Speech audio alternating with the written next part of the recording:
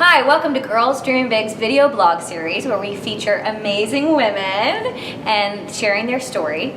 I am Stacy Taubman, founder and CEO of Girls Dreaming Big, and I'm thrilled to have our guest today, Angela Lewis. She is a writer, a speaker, she was a basketball coach at one point, and now is the director of an amazing organization called NFTE, which I am not going to do justice, so I'm going to let her share what that is. NFTE, NFTE, is an acronym for the Network for Teaching Entrepreneurship. We provide programs for students from underserved communities that help them recognize business opportunities, engage in school, and also plan for their futures. I love that. And we are so lucky to have her here. Angela's one of those girls that you can't help but walk away feeling charged up. Her energy and enthusiasm, high-fiving, just leaves you feeling awesome. And I think it's important to be around those people, and I want to encourage you to do the same. I want to start by hearing, how are you a girl dreaming big?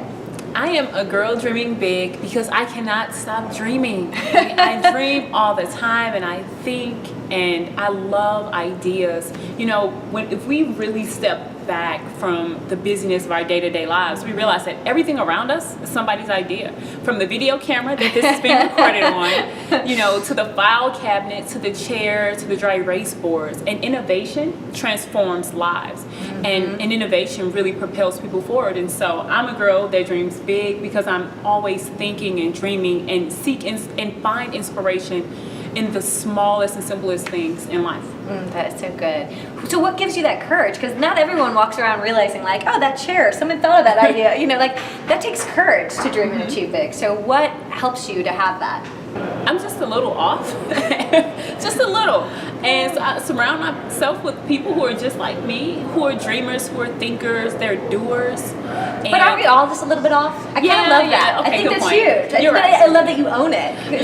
Yeah, that's huge. Yeah, it's okay. Like, just be who you are because everyone else is trying to figure out who they are. And so if we're all normal, then that's boring. Exactly. Absolutely boring.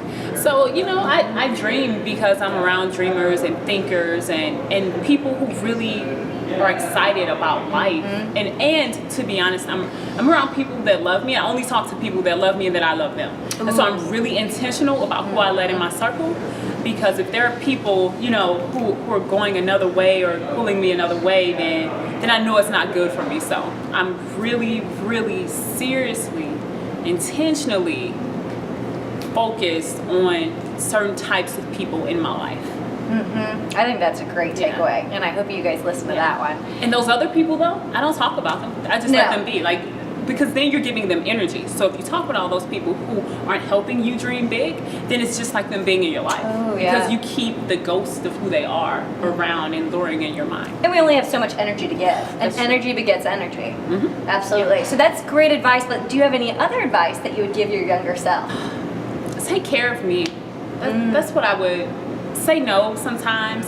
I love people and I love talking to people and connecting with people, so I have a tendency to overextend myself when I was a lot younger. Still working on that now. We all but just say no, and they're still gonna love you. The people who love you, if you tell them you can't make it, they're gonna love you anyway. And if they don't, then maybe they shouldn't be in that selective circle. Exactly. So it's okay to say no, and just enjoy the little things. Now let's turn a little bit.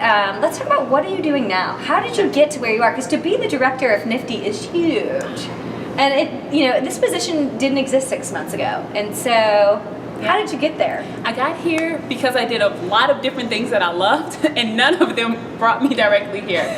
So when I left college, I played ball overseas professionally. I lived in Germany for a year. Then I came back home, went to grad school, and worked in corporate America. Really, really short period of time as a research analyst. Oh, really? Yeah, I didn't tell you. I didn't know that. So I was a research analyst for like 3 months, and then I coached college basketball, and then I started working in public education. And wrote a book somewhere in there. I wrote a book in a workbook called The Game Changing Assist, and then I was on a committee. So one of my mentors told me, volunteer, serve, and I was on actually multiple committees with someone who was connected to NFTE, and she sent me the application and the job description, and I read it and was like, oh my God, this is perfect. I love helping students. I love talking about business. I love innovation. So everything that I love kind of crashed into this moment that was unexpected and could not have been planned at all.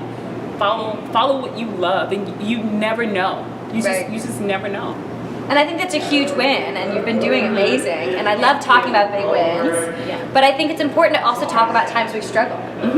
Because so often we don't talk about those, but there's power in that struggle, and we learn so much from it. So I would love it if you didn't mind sharing the time that you struggled. Well, I struggle now.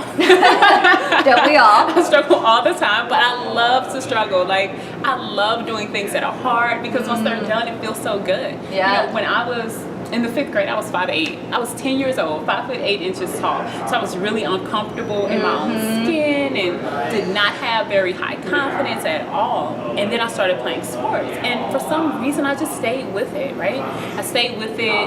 My family was pretty supportive of it. And then my confidence increased. Started having successes along the way.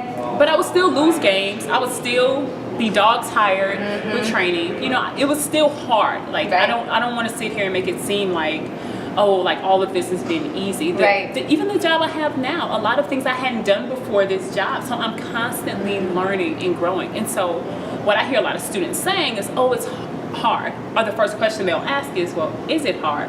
As if hard is a reason not to do something. Like, or is it a bad thing? Yeah. If it's hard, go after it, because you can do it, and it feels so good when you accomplish something that was hard. I think that's great.